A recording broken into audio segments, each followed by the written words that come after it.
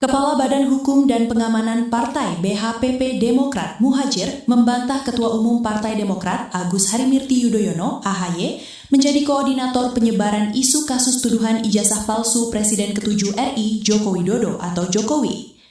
Adapun narasi itu diketahui melalui 26 lalu.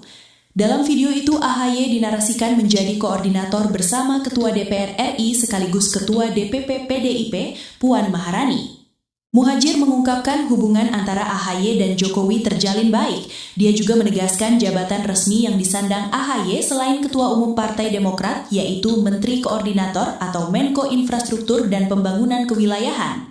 Berita tersebut tidak benar atau hoaks. Hubungan Mas AHY dengan Pak Jokowi baik dan tidak ada persoalan apapun. Yang benar adalah Mas AHY menjabat sebagai Menko Infrastruktur Pembangunan Kewilayahan atau IPK dan Mbak Puan Maharani sebagai Ketua DPR RI, katanya ketika dihubungi.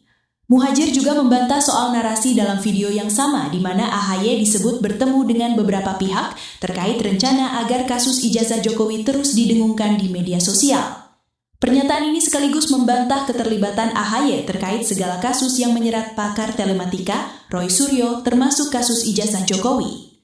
Partai Demokrat dan Mas AHY tidak ada kaitannya dengan langkah maupun tindakan yang dilakukan oleh Roy Suryo CS. Roy Suryo juga sejak 2020 telah keluar dari keanggotaan maupun kepengurusan Partai Demokrat, tegasnya. Ketika ditanya terkait apakah ada langkah hukum ke depan atas informasi bohong atau hoaks tersebut, Muhadjir menyebut pihaknya masih perlu mempelajarinya.